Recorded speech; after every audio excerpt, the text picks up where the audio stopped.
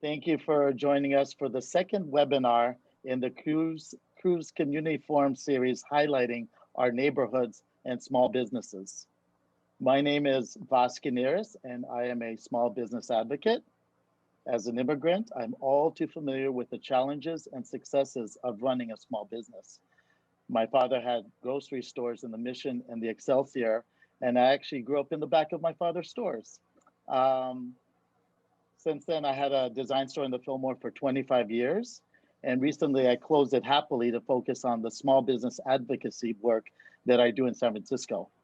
I am the co-founder now of Next SF, an agency that creates private-public partnerships to promote small business and the neighborhood merchant corridors. I like to start by saying small business is big business.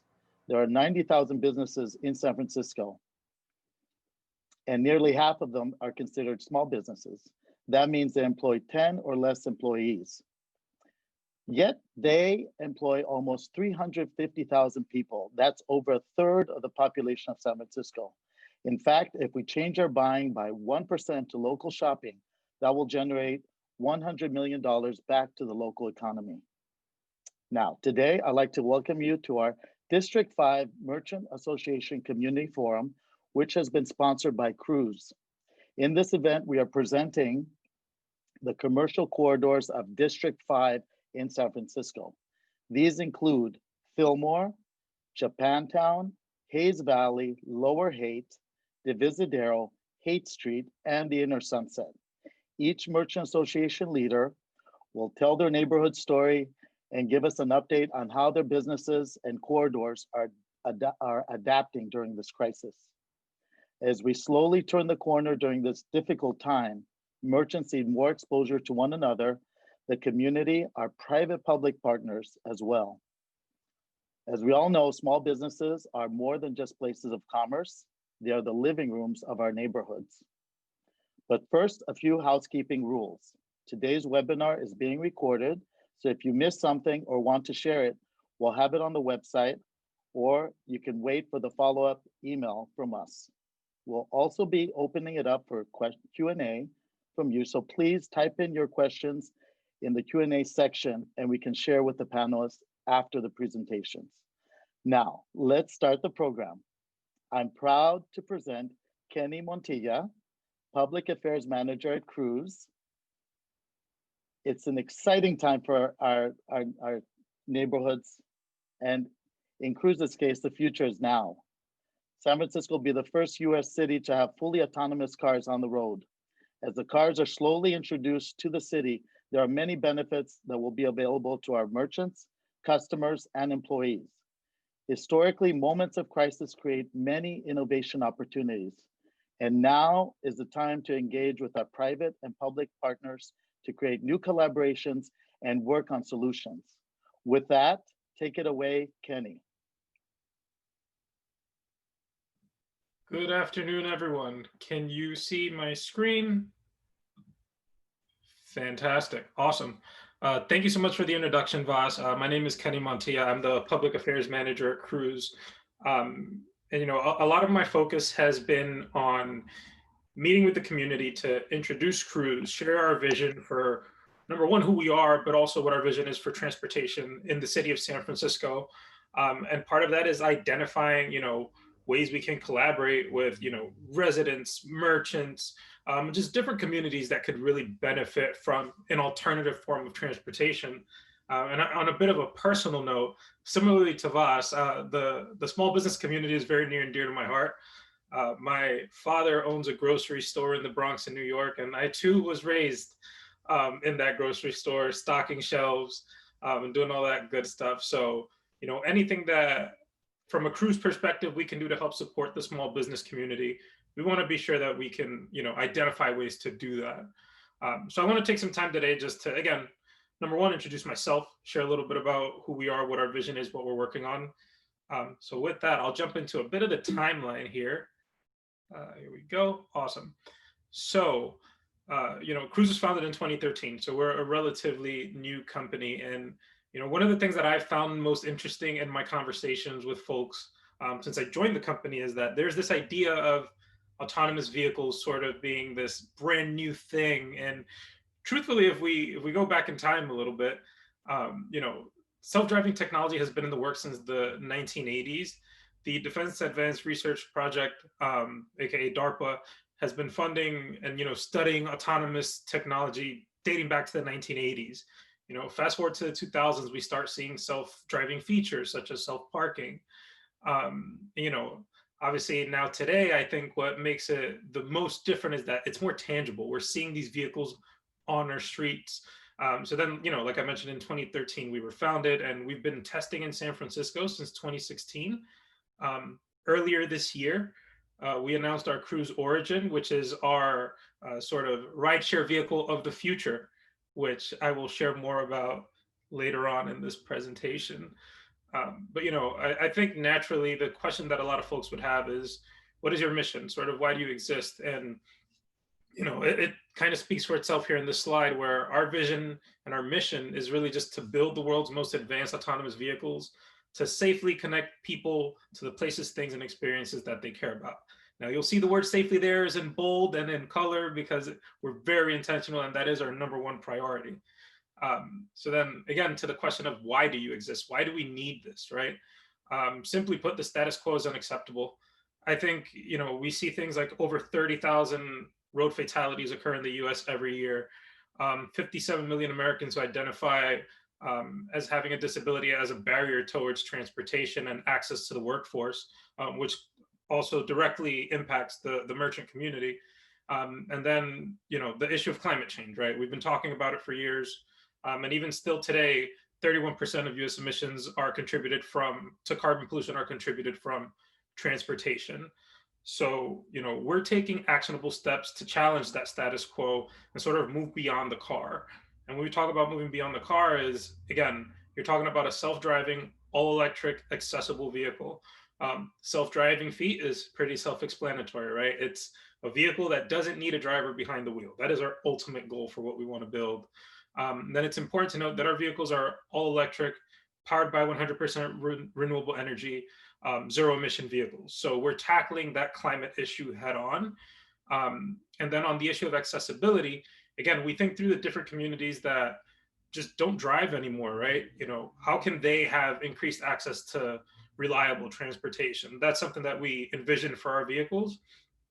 And also on the note of accessibility, just thinking how we can connect the different neighborhoods in San Francisco. And I think that's more important today probably than ever before because of the pandemic, right? I feel like we've all become very isolated, you know, just of course adhering to public health orders. But, you know, once we start to at some point get back to a sense of normalcy, right? We're going to want to think through how can we continue to connect people. And with things such as, you know, the reduction in public transit lines due to the pandemic, it's important that we have these conversations now, right? About how do we want to shape transportation in the future, and how can we leverage autonomous vehicles to help us get to that point where we want to be. And, you know, to that point, that's why we're here, right? We're here to have these conversations today. We love to talk at Cruise about winning the trust race. And part of the way that you build trust in the community is by opening the lines of communication, right? So very happy to be here tonight and be able to chat with you all. And, you know, at the end of the day, San Francisco is our home, right? This is where we're based. This is, you know, like Vas mentioned, this is where we're going to launch. This is where we're first aiming to have our vehicles be on the road. And there's a couple of reasons for that. First, San Francisco is home, right? Secondly, Kenny, we're having a hard time looking at your screen. Your screen is not loading. Oh, no? Is there anything you can do, especially before you show that cool car that's going to be on the roads? I don't know why it's not working. It's working on my end. Sorry about that. But we love your engaging talk. Give me 1 second. Sorry about that. Hope I didn't lose you guys too long ago. Is this the same software that drives your cars? No, absolutely not. Fair Good question. one, Fair question.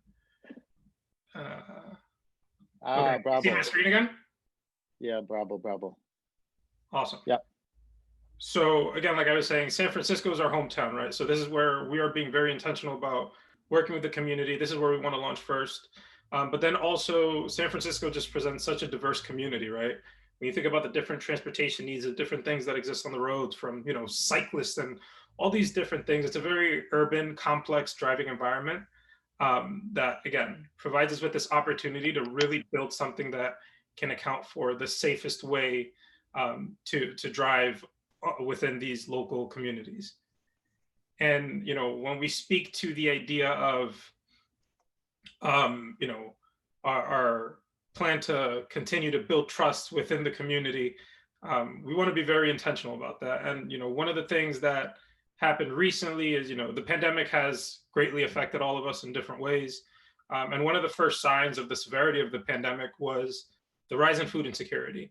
And we started hearing from some of the local food banks, the SF Marin Food Bank and SF New Deal in particular, about the fact that the rise in food insecurity was causing them to have to figure out ways to pretty much scale overnight.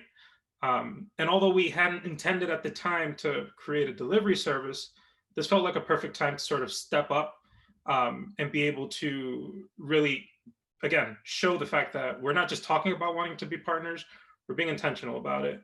And to date, we've been able to make over 120,000 deliveries across the city of San Francisco.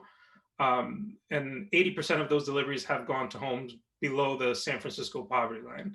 So again, in this time of need where we all could use a little extra help, Cruise was able to step up to that challenge. But again, the real message there is just to think about how we can be a partner and the fact that we want to be intentional about how we do that. So then also to, another thing that a lot of people are always curious about is how exactly does the technology work? And I have some videos that I'm happy to share about it, but at a high level, one of the things that's great about Cruise is that our technology is designed to serve that autonomous vehicle need, right? So in essence, we're building the technology and also manufacturing the vehicle to fit that technology so that, one part doesn't compromise another.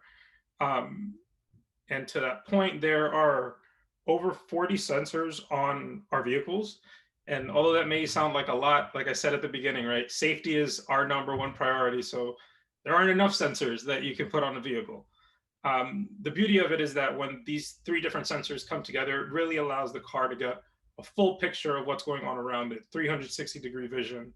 And the 3 different sensors are cameras, LiDARs, and radars. The cameras help classify and track objects. So basically gives it like that real world picture of what's in front of the vehicle. The LiDAR helps provide sort of a surrounding view of what's around it. It helps it identify targets. And when you think about, maybe construction cones that may be on the road, things of that nature, that's what the LiDAR helps detect. The radar allows the vehicle to be able to measure and detect the velocity and how far certain things are. And that's how the vehicle is able to measure, an approaching vehicle, things of that nature that are just moving on the road. And all of that information is then fed into computers that we have in the vehicle. And when it all comes together, like I mentioned, it gives that great 360-degree view. And, there's obviously steps in progress as to how we're doing this. But a couple of the ways that we're working on building this safe driver are through real world testing, which is, when you may have seen our vehicles on the road prior to the pandemic, again, and the public health order is really coming into place. You'd see our vehicles on the road constantly testing. We also have our closed course and simulation testing. The simulation testing in particular is very interesting because it allows us to test 24/7. What we do is we create essentially what's a replica of San Francisco streets and have the vehicle sort of travel through these different roads so that way we can measure, okay, how's the vehicle interacting with certain intersections, with different occurrences that may happen on the road when you think of maybe even a double parked vehicle, et cetera. So these are all things that we are all working on. As we get this information, we're then able to test and measure how our vehicle interacts with different things that happen on the road on a daily basis, and we can adjust accordingly. And to get into a little bit about how you may encounter the Cruise vehicle. So, in the past, like I mentioned, you may have seen us doing more of our testing And just before the pandemic, we actually got our permit from the CPUC to test with passengers in the vehicle. It was part of this pilot program, but because of the public health order, we kind of had to put a stop to that. So like I mentioned earlier, the only way you'll see our vehicles on the road today is via this food delivery program, which this partnership that we've launched with the food bank to make those deliveries. And another sort of piece of news to share here, some of you may be aware, but we did recently receive our driverless testing permit from the state of California. So in short order, we will begin testing our vehicles with no driver behind the wheel on San Francisco streets. One thing that I want to make abundantly clear is, number one, we would not be doing this if we weren't confident in the technology. Secondly, it's going to be very incremental, right? This doesn't mean that we're suddenly going to have a bunch of vehicles just on the road, completely driverless. We're going to do this as safely as possible. So there will still be someone in the vehicle, just potentially not behind the driver, the steering wheel, sorry.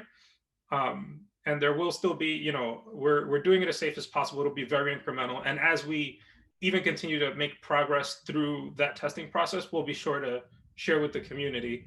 And, you know, sort of the last thing I wanted to share here is the Cruise Origin, which I mentioned earlier, which is sort of the product that we're working on to hopefully in the near future be able to launch in the city of San Francisco.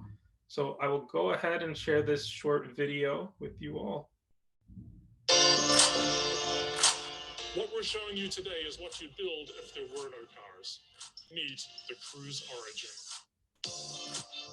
It is self-driven. It is all electric. It is shared. It is not a concept. It is. Kenny, we don't see the video. I've got a ridiculous amount of space here. Oh my goodness. I don't understand what's going on. Yeah. Have you been able to see any of the presentation? We did see the presentation. It was awesome, but I really want the audience to see this cruise. Yeah, vehicle. me It's too. amazing. Hold on, let me give this another go. Technical difficulties at a tech company. What's new, right? Let's see here. Okay. Can you all see the screen again? Okay, now we can see that. Oh. What we're showing you today is It froze. there were It's no frozen. cars. Meet the Cruise Origin. It is self-driven. Kenny, it's frozen. I have no idea what's going on. So You know in what? the best interest of keeping things Yeah, moving there you along, go. I'll just send the video to everyone so you can all see it. But that was really the end of the presentation anyway. So I want to thank you all again for giving me the chance to be with you here tonight. And I know we have a question and answer portion at the end of this, but I'll also throw my email address in the chat. Should anyone have any questions or just want to learn more, I'm happy to connect with everyone individually. And with that said, I'll Excellent. pass it back along to you, Vas. All right, thanks, Kenny. Appreciate it. As you can see, what we're going through right now is not a moment, it's a movement, and things are moving really quickly, and there are opportunities, and this is what we're here to do. We're trying to highlight as much as we can to our merchant community. So again, thank you, Kenny and Cruise, for your openness and willingness to collaborate with our small business community. Thank you again. So before we begin our program with the panelists, we have a very short District 5 video montage, which highlights the different neighborhoods that we're going to be showcasing today. So with that, Dominic, take it away.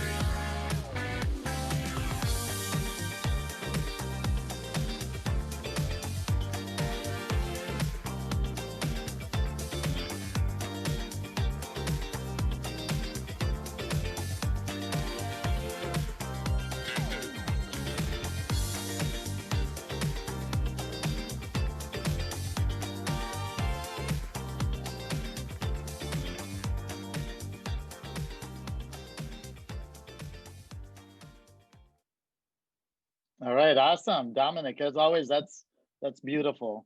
So I must say, when I was in these neighborhoods on Saturday and Sunday, I have to say, by the way, District 5 is right in the heart of San Francisco. It's in the middle.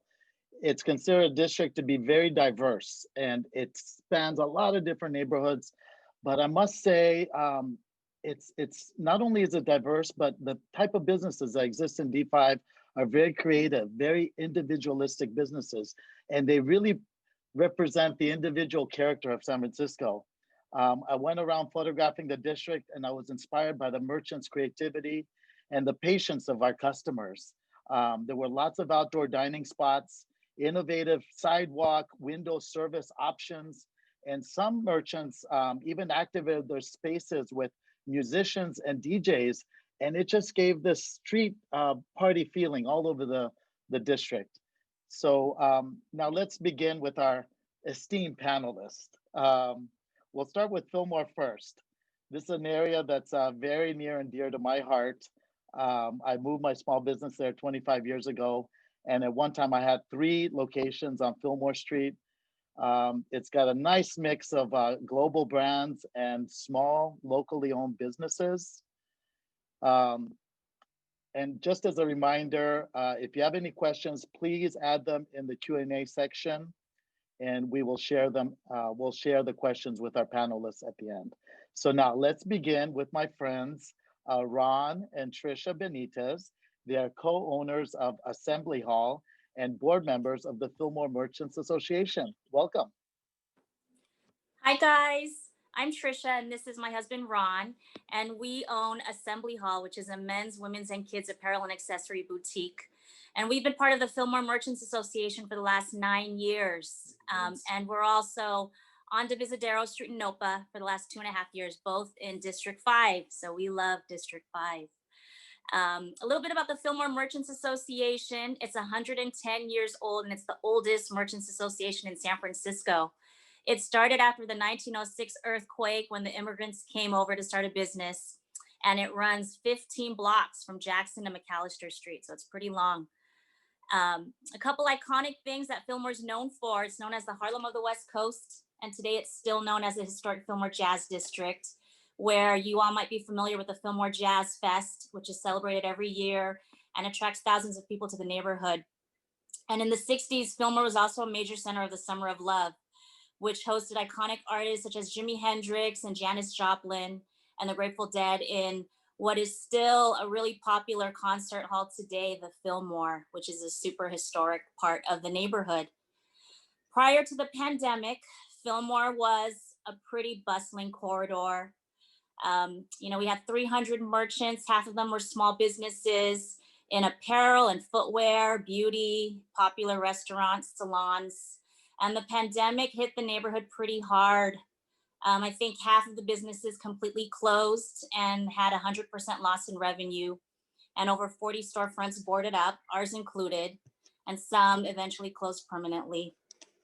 I'll let my husband Ron kind of talk about how it is today in the neighborhood. And so, just kind of like, I think everybody can share this sentiment, but today, every neighborhood, especially Fillmore, the landscape has changed because of the pandemic. I can remember, on Fillmore Street, when something was vacant, it was, taken up right away. Now you see roughly, I think Boz mentioned it earlier, there's probably about 20 odd vacancies on the block. A lot of it having to do, yes, with the pandemic. So, what used to be a hustling and bustling, you can see its challenges. But, in addition to that, there's been a lot of things that have been going on for a lot of businesses to repivot. The restaurants are definitely leading the way for sure in terms of their engagement and their activation of the neighborhood and their use of the parklets. There's probably like 10, maybe 10 or more. I think there's about 10 or more parklets that are being activated now by the various restaurants in the neighborhood. And what's really nice too is, like I said, as I mentioned before, these parklets now are an extension of their business. So, whether it's beautifying them, putting art on them, and making an experience is something really cool and just kind of really different to make sure that, they're trying to bring that sense of normalcy back to the neighborhood. And what we hope is that, these restaurants, kind of lay down that foundation again, and then, help the other businesses thrive along the way. So, we're excited to see, slowly but surely, everyone's fighting that good fight. And then just very quickly, just like our own personal experience, You know, with the shift of pandemic, we refocused and ourselves and are very focused on our Divisadero shop right now too. We've also repivoted in terms of the assortment that we offer. We understand that work and home is now blending, so we've even changed our offering to be more home-ish, i.e. candles and scents and soaps, and just kind of gearing towards that so that people feel like they have that clear distinction. In addition to clothing, we're a retail store, so you know, we want to make sure that, you know, people are still shopping, but we kind of we let our customers help dictate what to offer too. So no one's really shopping for pants, but they're shopping for sweatpants. But in addition to that, you know, we're all on Zoom calls. So Tricia and ourselves, we've made the effort of, you know, what can we do to make sure that people still look really great on these calls, whether it's statement earring pieces and things like that. But we've definitely adjusted from an assortment perspective to also make sure that we thrive in this kind of new normal. Awesome. Thank you for the Fillmore snapshot, guys. Yeah. Always good. So now we're gonna cruise over a few blocks over to Japantown. This is a virtual cruise around the neighborhood. So Grace Horikiri is amazing. She's a community fanatic, and she's also the executive director of the Japantown Benefits Community Benefit District. So take it away, Grace, please. Thank you, Buzz, and welcome everyone. Thank you for giving Japantown an opportunity to share with you what's going on in our neighborhoods. I'm sure you all know Japantown has a long history, 114, probably a little over 114-year history. And, you know, if you go to Japantown, it is that culture. It is that, you know, you taste and experience Japanese culture when you know, set your foot into Japantown. And that's, you know, when you look at our merchants, that's who they are. You know, they provide, whether it's paper trees, origami, papers, or Soko hardwares, you know, Japanese hardware, saws and things. You know, it just kind of gives you all the flavor of Japan on the mainland, I guess, on the mainland. Japantown covers 6 city blocks that starts from Post to Fillmore, Gary to Sutter.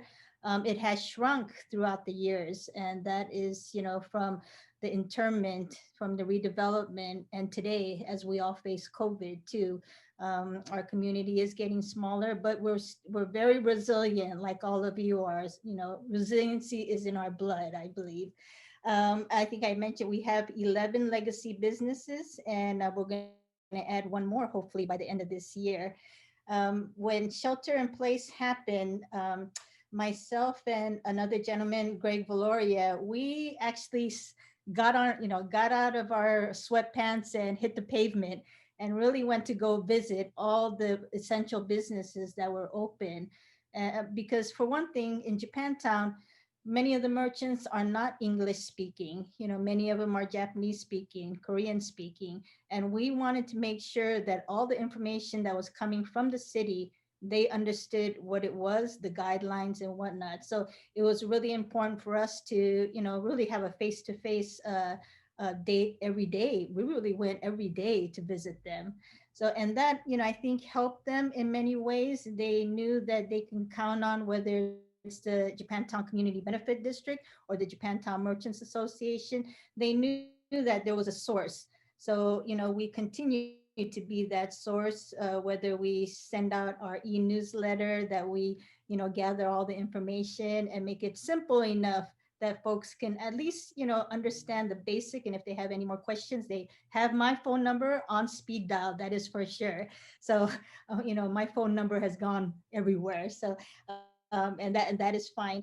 Part of the Japantown Community Benefit District, we started the Heart of J-Town Resiliency Fund, and we, I think, launched it on May the 26th, and a month later, we were able to raise $500,000, which we put together grant application for our small businesses, $5,000 each, and we were able to grant 80 businesses.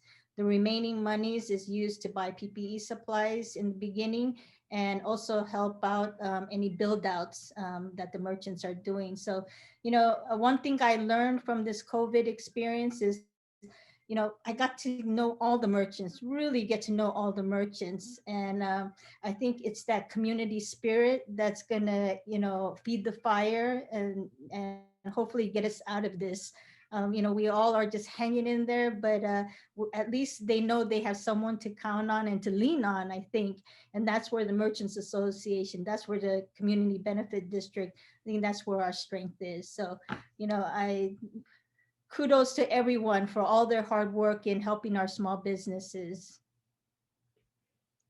Thank you, Grace. Thank you. And I know Japantown has truly embraced the shared space program, and Buchanan Alley looks amazing. It looks like a beautiful pedestrian alley with outdoor dining, and there's musicians, and it's really changed so much. And also Picnic in the Plaza is a huge project, and it really speaks to the community spirit that you guys have in Japantown. So congratulations. So now we're going to go to our sister merchant association in Hayes Valley. Lloyd Silverstein is a very, very important member of the community, and he's done so much, so many projects. I can't name them all, but we'll go to Hayes Valley now. Take it away, Lloyd. Oh, unmute yourself. Thanks, Voss. So first off, I want to thank Grace for her amazing emails that go out at all hours of the day. Basically, I just cut and paste them and claim them all for myself. So my neighborhood thinks I'm amazing, whereas Grace should get all the credit. So that's first and foremost. Secondly, Kenny, I think our little community here is just ripe for what you guys are trying to do. So as Voss said, I represent the Hayes Valley Merchants as a board member of the Neighborhood Association. So we're bordered pretty much by Van Ness, Webster, Buchanan, McAllister. We overlap with Civic Center CBD a little bit, with the Western Addition a little bit, with the Lower Haight a little bit. For me personally, I'm the third generation owner of a 4-generation business here in San Francisco. My grandfather started his first business at Fillmore and McAllister back in the late 1800s. And so we've been doing it ever since. Prior to COVID, we were in the process of forming a separate merchants association for a commercial corridor to better represent the unique needs of our businesses. And COVID really has only served to intensify those needs. The history of the pre-COVID Hayes Valley owes its origins to some of the dedicated neighborhood activists that lobbied for the removal of the damaged Central Freeway from the earthquake and that off-ramp that just bisected our neighborhood. And at the time, sex and drug dealing were the primary forms of commerce. So instead of a neighborhood blighted by shade from an overpass, a public park has taken its place and new businesses started to pop up. Over the last 15 years, Hayes Valley has become a mecca for unique dining and shopping, in part due to a formula retail ban. But that ban has had a double-edged effect on our neighborhood. Even before COVID, brick and mortar retail was challenged for sure. And since COVID, we've lost 26 businesses in a 3-block area. Almost all of these are mom and pop stores. On the positive, our restaurants have participated in the shared spaces program with great success. We've got 6 or 7 parklets, a couple more on the way. We've also participated in the shared streets program, closing down Hayes Street from Friday through Sunday, which has been great for restaurants, somewhat mixed for retail.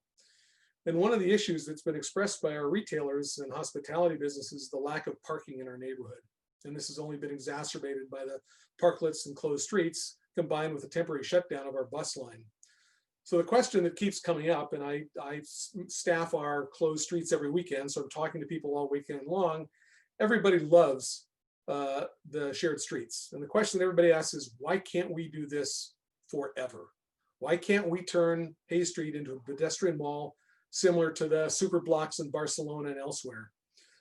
And I think it's a great idea. And there's a lot of people in the neighborhood that are sort of buying into this idea if we could make it possible. Doing so would certainly require a large commitment to a big infrastructure change, but I think it would return the human scale and the joy of shopping and dining to our streets.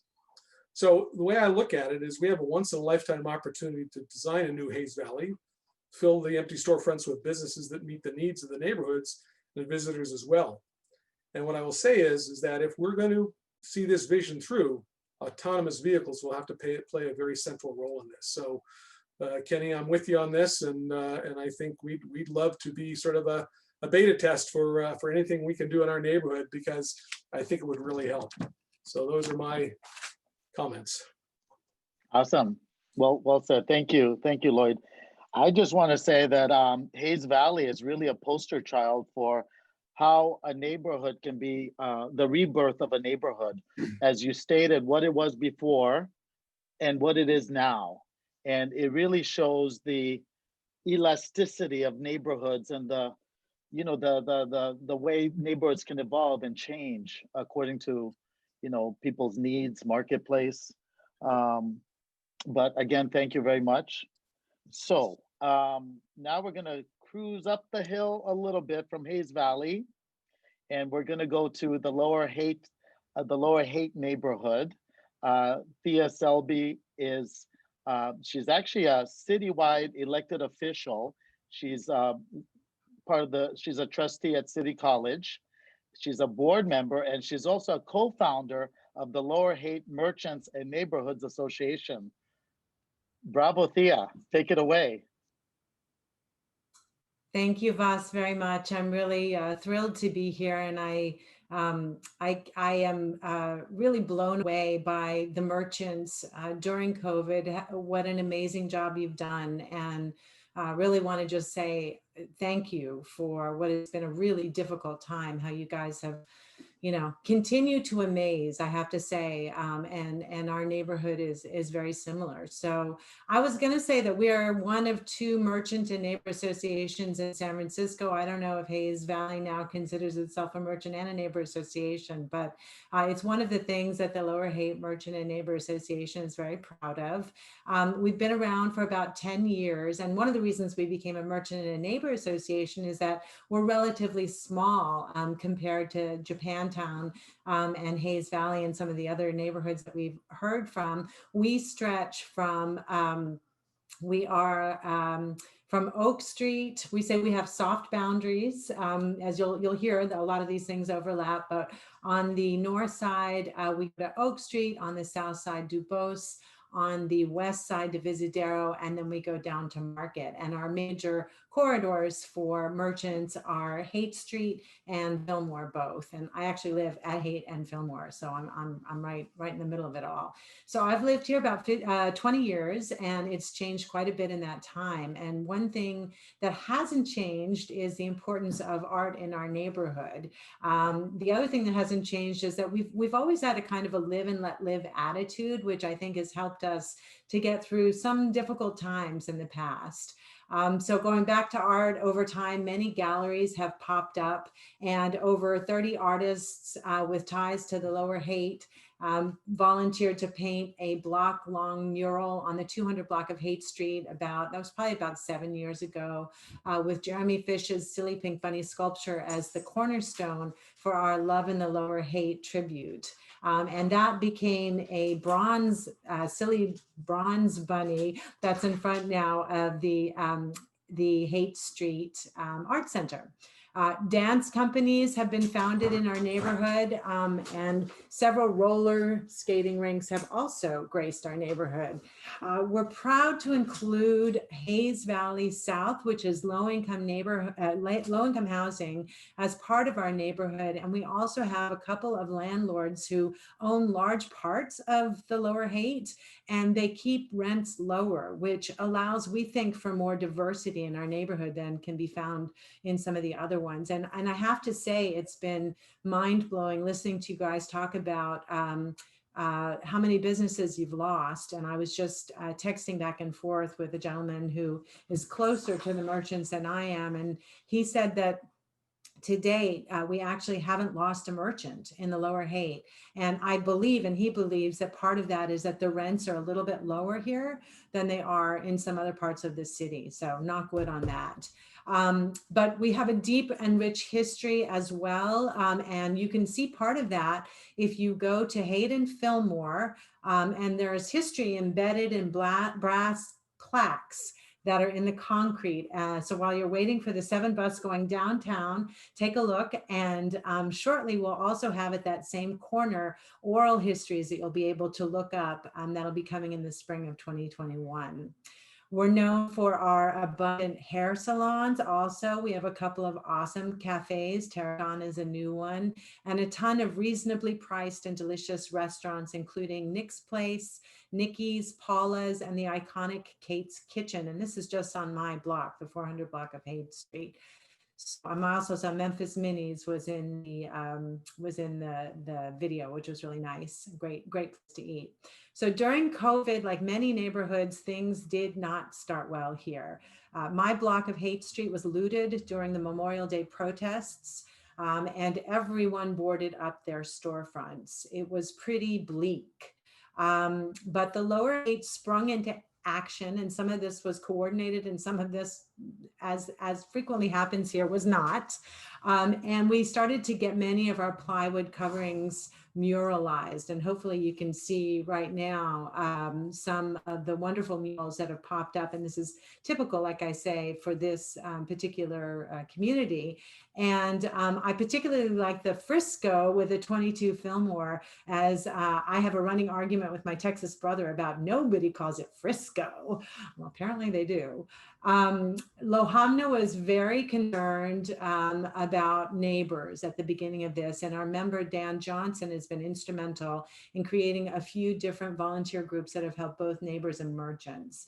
At the beginning of COVID, they came together to check on seniors and disabled and those who could not go out, to make sure that they had what they needed and to get them groceries and food and all that sort of thing. And another one that continues to this day is called Lower Haight Delivers, and it's a volunteer delivery service that's staffed by Lower Haighters that pick up and deliver food from local restaurants to others in the neighborhood for free. And this allows our restaurants to be able to get 100% of the cost of the meal, not have to share it with DoorDash or whoever. And that helps them financially, helps us, the neighbors, who feel useful. And of course, it creates a sense of community in the Lower Haight. So as I said before, I really, I'm so grateful to all the people who've risen to the occasion during COVID. Two other things have somewhat been talked about already. The first is we have an abundance of outdoor dining, and it's on Haight Street proper. So almost every restaurant has taken advantage of the shared streets and built some sort of outdoor dining pods for customers. And this has activated our streets. We were really a ghost town for the first couple of months, and now it's beginning to feel more like the old Lower Haight. It's nice. We've also benefited from slow streets. Page Street is one street over from Haight. They shut down the through traffic, and I use it to run until I hit Divisadero, where I can't handle the hill. And I see many kids, neighbors, cyclists, and scooters out there all the time. So I think that's been a really positive thing. And Lloyd, I do believe that there are a lot of people who want to see some of these things continue, and I hope they do continue after COVID. So hopefully that gives you a little bit of an idea of what the Lower Haight is all about. We're changing all the time. There are a lot of for rent signs up right now, but as Grace said earlier, we're also very resilient. So thanks for listening. Thank you, Thea. Appreciate it. Just want to say pre-COVID, Lower Haight went through a major renovation project. And if you walk down Lower Haight now, there's beautiful greenery on the sidewalk. There's street furniture, places to sit, relax. And someone recently told me that streetscapes, closed streets, slow streets, this is San Francisco's destiny. And hopefully this will be the silver lining with COVID. So now we're gonna skip. We're gonna show the diversity of Haight Street. We're gonna go to Haight Street proper. And we have from Haight Street, Sunshine Power. She is the Vice President of the Haight Street Merchants Association. And she also has an amazing, iconic shop on Haight as well. So welcome, Sunshine. Hi, thank you. My name is Sunshine Powers. I'm a native San Franciscan. My parents still live in the same house I grew up in by Ocean Beach. I used to hang out, actually met my first boyfriend on the corner of my shop many years ago. And Haight Street lured me as a youth and lured me as an adult because it is an iconic part of San Francisco. When you think of the city, most people think of the Golden Gate Bridge, Pier 39, and a hippie on the corner of Haight and Ashbury. We're on the corner of Haight and Masonic at Love on Haight. We've been around for almost 30 years. The Haight district goes from about Central to Stanyan. I don't really know where the Divisadero between Central lies in the merchant groups, but ours is from Central to Stanton. When COVID hit, it was a whole new ball game. I personally closed the shop a day before the shelter in place order was put in because I didn't feel like me being open was helping the solution. I boarded up my shop and wrote the Grateful Dead lyrics, "We will get by, we will survive," on the shop. And that was nice. It went really viral and went all over the place. So that was good for the online store that I had just really started to put energy to in January.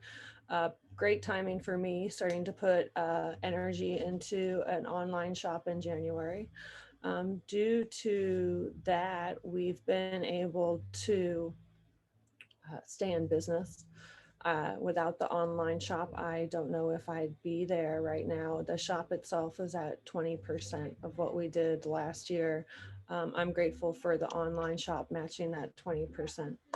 But it's definitely been humbling.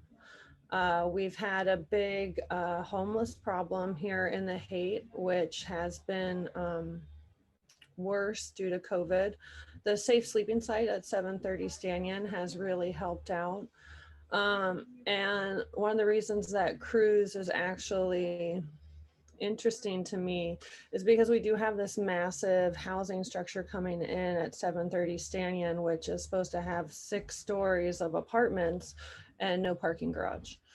And it would be really nice if we could somehow set up with that a way for Cruise to be able to provide transportation to these people that are going to move into this building, so it doesn't affect the already clustered parking situation that we have in the Haight and in most other neighborhoods. So I think that would be really great if that could happen.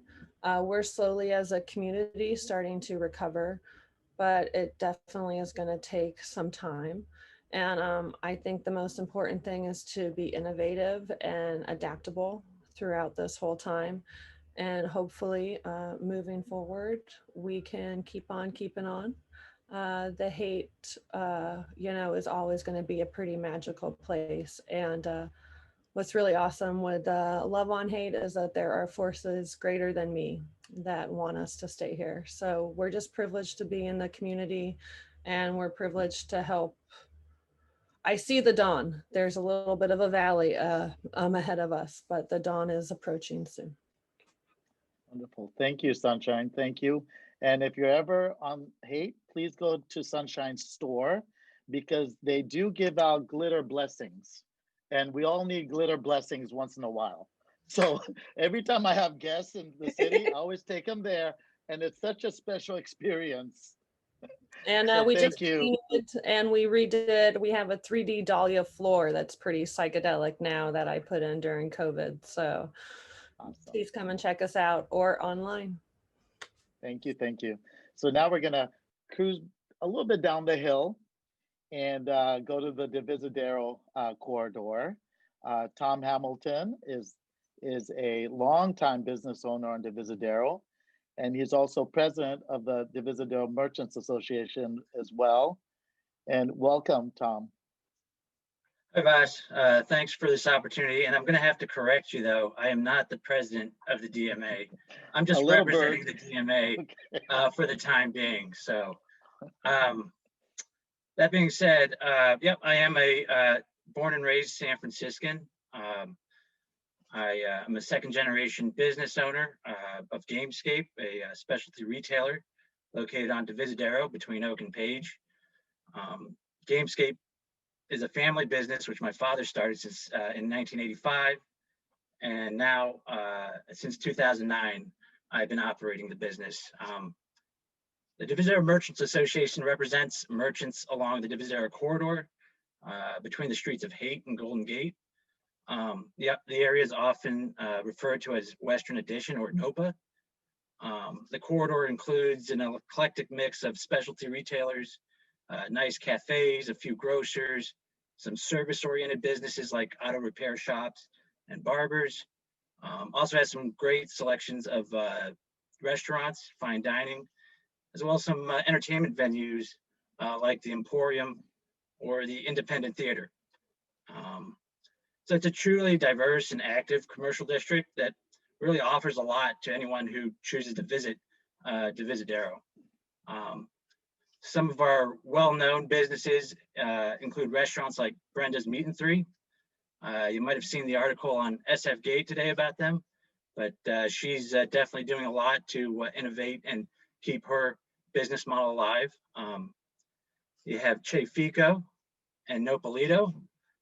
We have specialty retailers like Comics Experience, Gamescape, Assembly Hall, Rare Device. The cafes like Beanbag and Sight Glass have offered a lot to our neighborhood residents. We also have some great bars like the Page, Madrone, and Fly Bar. So like the neighborhood offers a lot of nightlife and shopping. So over the years, the corridor has seen a lot of success for those entrepreneurs who have been able to secure a spot in the neighborhood. A lot of the small businesses that have recently opened in the past years have stayed open and have continued to give back to the community with its unique offerings. So before the pandemic, it would be safe to say it was a vibrant and successful commercial district with a ton of independent business owners. Since the onset of the pandemic, the small businesses around the street have definitely been affected, though the closure rate for businesses might not be as high as other neighborhoods. I just don't see as many boarded up storefronts on Divis as you would see maybe more so downtown. And I just think that's an indication of, how the local residents of this community know the value of supporting their local small businesses and what it means to sort of retain a vibrant and commercial corridor for the future prosperity of the neighborhood. Some of the ways the businesses along the Divisadero corridor have adjusted to the pandemic was to ensure the safety of their customers. A lot of the small business owners prioritized PPE and making sure that their spaces were clean and safe and welcoming, while also requiring their patrons to wear masks and to sanitize their hands. So, we not only want to, try to ensure that our business stay open, but we don't want to be a part of the problem and sort of spread the virus, so to speak. So ample PPE supplies for its employees and patrons.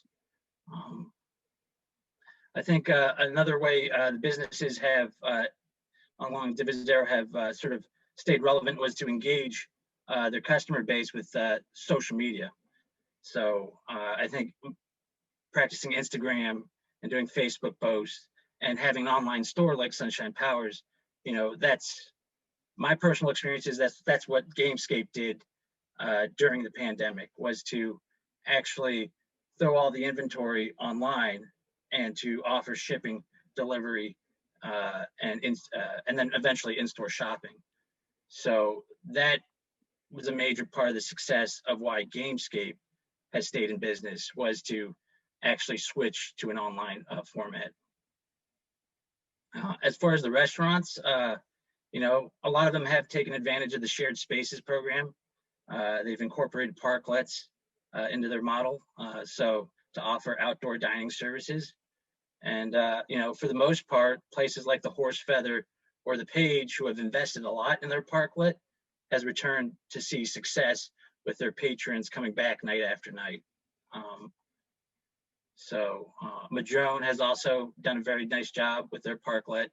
So not only have they combined their their drink services, but they have also had to offer their food and whatnot. So I think the best way for small business communities to persevere through this pandemic would be to continue to hold forums like this one. I think, seeing everybody here and talking to each other, trying to share ideas about what's best for our communities, will just continue to keep the ball rolling to sort of say, hey, if anyone needs help, we can rely on talking to each other. So I think, hopefully, we can all see, like Sunshine said, to the other side of this pandemic, and have our businesses retain relevance in their neighborhoods. So that's my presentation. All right. Thank you, Tom. Appreciate it. Thank you. Your merchants are really innovative. They're very, it's Divisadero is another example of a Phoenix neighborhood. And it's amazing how it's evolved over the years. So now we're going to move over to the Inner Sunset Merchants Association, a very special neighborhood. And Christian Routzen is a board member of that association. Take it away, Christian. Hey guys, Christian from San Francisco over here. Christian Routzen, actually, boss. Routzen, I'm sorry. It's all good. I'm happy to be here, just chatting with you guys. Our neighborhood's really funky, I think. When I came to school here in 1998. Oh my gosh. Time's flying in COVID. So, in 98 for school at San Francisco State, I would come to Tart to study sometimes. And I kind of thought, like, what is up with this neighborhood? It's so funky and weird. And it was kind of stuck in this period for, I think, almost its entirety until maybe like 5 years ago. And in this like 70s feel, where it was just kind of like, it's so funky. Like, I mean, for so many reasons actually, but we are, so now years later, of course, I sit on the board with ISMA, and it's become more of a vibrant place, a younger place, I don't know, it's gained even more of a neighborhood feel, I think, over time. We go from 5th Avenue all the way to 18th, and then from Kirkham to Lincoln. So it's a kind of long stretch of business. And also we're mostly known probably for the corridor going right into the Golden Gate Park, where you have the museums and you have Japanese tea gardens and SF Botanicals, and then also now the observatory wheel, which everybody's excited about. So they gave us a little bit of boost in business actually for people walking in and things. But of course the park's a great outlet during COVID. So that's been nice and helpful. We've had some businesses turn over. We had Nopalito close, most notably. That was like one of the first, and that was like, oh my gosh, Nopalito's closing. So that was kind of for the community. Everyone's like, whoa, taken back. And of course the gym was closed and U-Balance is closed. And since then, U-Balance started with maybe 1 or 2 gyms saying, hey, we need to be open, and now have a full coalition of like, I think over 125 gyms in the city fighting to stay in business, which is really huge. So we've got some fighters over here for sure, and some community-driven folks, without a doubt. But it's a kind of so we're in this period where it's funny that closed, but then I heard Underdogs is going to open into Nopalito. So there's like, because I think Nopalito wasn't really set for takeaway as much as maybe someone like, Underdogs, who's kind of fast and quick and gives the to-go experience. Maybe it's better for them. So I think maybe some businesses might be set up better for COVID. But what is working, of course, is all the outdoor seatings. Pacific Catches created like a really big, they pretty much totally replaced all of their seating of over 91 seats because of their back space. People have done a lot of stuff. I mean, the Boba guys across the street have like, they had no seating really in their place, but now they have seating because they're outside, and people are taking advantage of it. So there's been a lot of positives, I think, for people, or at least getting by through the neighborhood. But then also with retail, I have like one of my friends on the block, the landlord hasn't even gotten back to renegotiating. So he has not paid rent in retail since COVID began. So there's really actually these uncertain times too for a lot of people still happening, still don't know, and they're just kind of getting through it, you know. Definitely the online experience for us has been helpful. And I mean, I was in contract to open a store in Haight Street and, you know, right over there with you, Sunshine. And I kind of like just had to do it, kind of, so to speak, even though I didn't, but I felt like I did at the same time. And that's mostly because I had already, you know, put a bunch of effort into a store there, and I'd rather see what happens. And the landlord's been very great over there to work with me. So, you know, the neighborhood is coming alive a little bit, even now, even more with what's happening. Like people, what's the business? There are a couple restaurants that really aren't doing the outdoor experience, actually, that you would think that everybody would take advantage of. So I find that kind of interesting. I think they're just sticking with the to-go market, no sit down, and that might be better, less of a headache for them.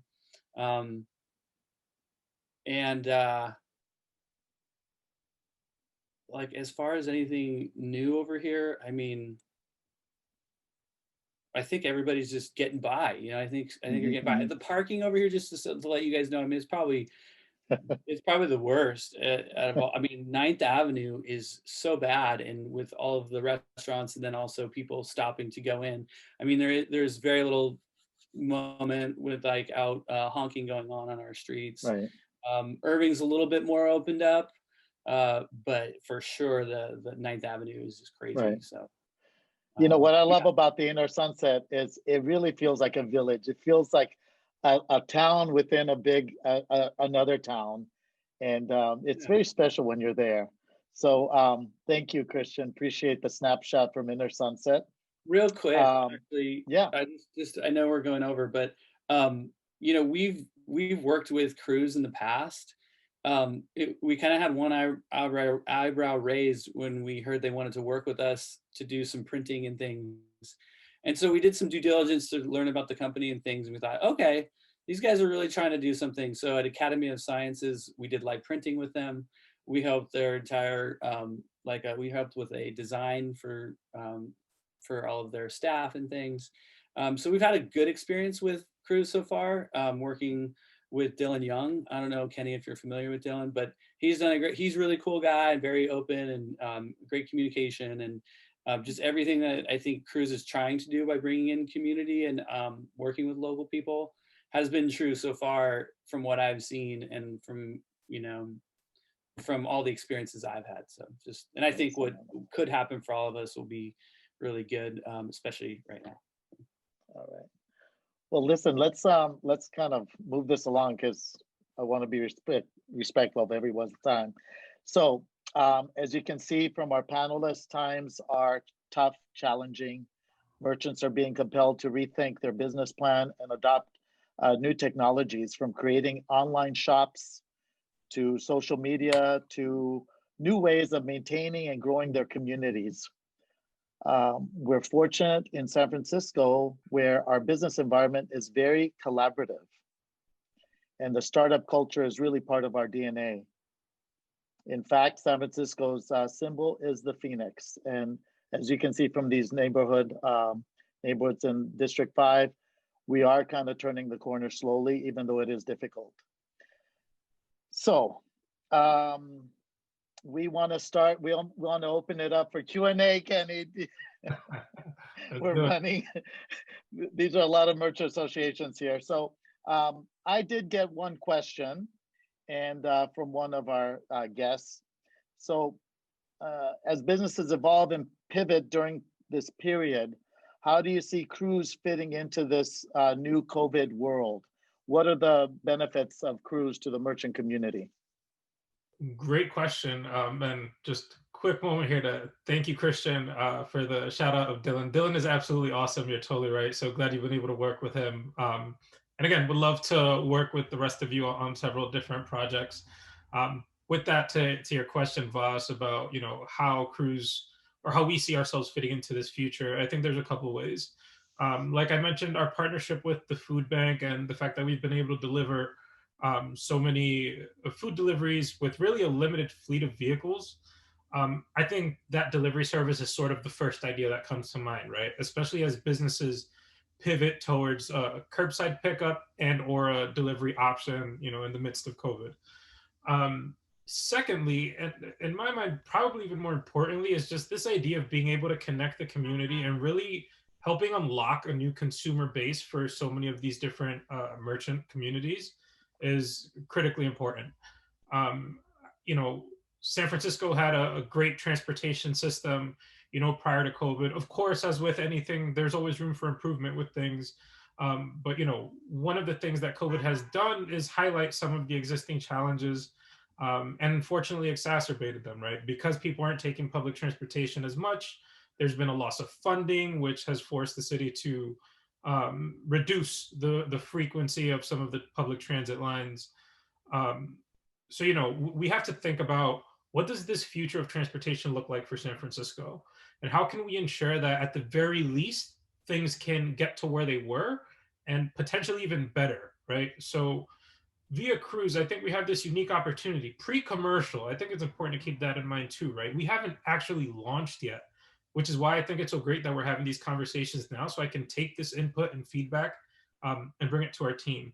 So again, as we think about what this future of transportation looks like, if there's a way for us to complement existing public transit access, or even access to bike racks, anything like that that the public is using, I think that's a great way for Cruise to help connect the community. Furthermore, I think just the idea of, again, that equitable and accessible means of transportation is going to be of critical importance when we talk about neighborhoods that didn't have access to public transit, but also the communities that maybe stick to certain merchant corridors or just neighborhoods in general because of the convenience. You think of the blind and low vision community. I've heard from them constantly that transportation is sometimes a barrier towards employment for them because they stick to areas of convenience. And we can apply the same theory to where folks are spending their money. So I think to the extent that we can work with you all to understand what these challenges are and how we fit into your specific futures is of critical importance. But again, I think just that base level of a potential delivery partner, but also to really serve as a connector for the community, are the two biggest ways I see Cruise fitting into that future. Excellent. Thank you very much. And someone did say they would love to see a guide for local shopping. So maybe that's a project we can work on together. Absolutely. Yeah, I know we've talked about it. So I know. We keep massaging these ideas. So, that's why it's important to have these community forums. This is how innovation is driven. It comes from the top, the bottom, the left, the right. So I think we should wrap it up, guys. It's been really fun. Lloyd, you had a question. Please unmute yourself.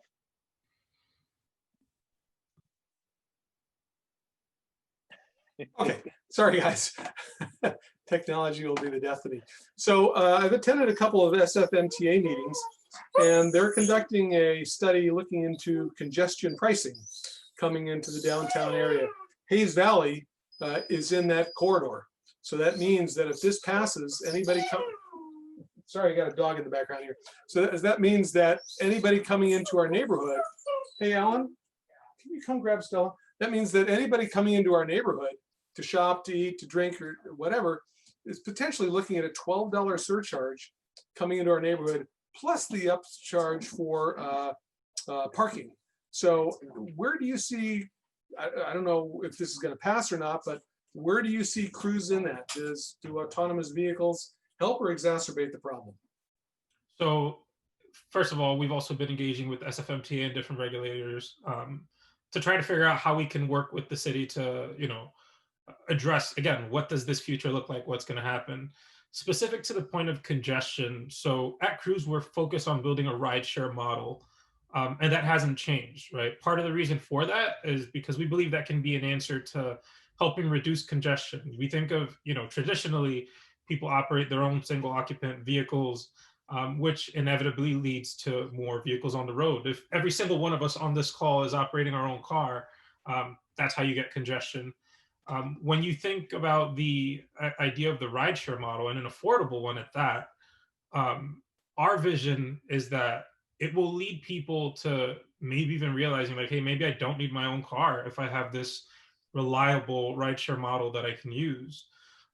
So in our vision, we see it as a way to help solve for the problem. I'm not by any means pretending that we are the one-stop, solution for it, but I think it's an incremental step in the right direction for sure. And I think also the fact that, again, at Cruise, we own and operate all of our vehicles, so we have that ability to remotely move our cars to different parts of the city, different neighborhoods, et cetera, which also helps, number one, keep cars in motion, which helps address the congestion issue, number one, but also it allows us to better understand by engaging with the community and understanding like around what times are you experiencing the most traffic flow, when would it be best for our vehicles to be or maybe not to be in a given neighborhood or given area. So there's, again, because we're pre-commercial, thank you for the question, and these are some of the things that we're trying to figure out. But at the end of the day, I do think that that rideshare model and the ability to ensure that our vehicles are constantly moving around and maybe not just sticking within that sort of traditionally congested downtown corridor. In my opinion, I think we can help be a solution. But to your point, it's going to be important that we continue to work with the community, the merchants, the regulators, MTA, CTA, et cetera, to make sure that we do it the right way. Thank you.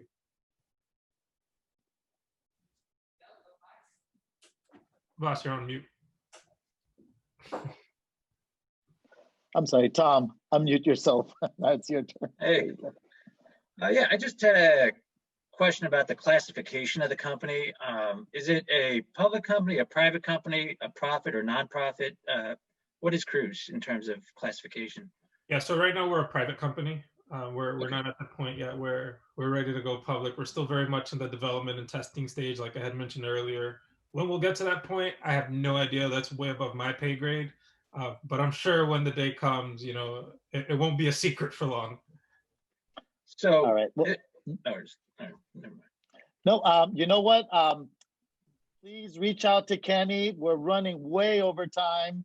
I know our guests they got to go to dinner or something, but I just want to give a big shout out to Cruise, a big shout out to the District 5 Merchant Association leaders, community leaders, merchants.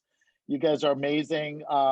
We encourage everyone to get to know your community, your merchants, and get involved in any way you can. Individual actions make a huge difference, and together we can make it through this crisis. Again, happy holidays. Make sure to shop local, shop small, now and always. And we'll be sending out a very brief survey very soon post this event. And we love to hear your thoughts on this webinar, and we love to know how we can make it better. So with that, I bid you adieu and have a good night.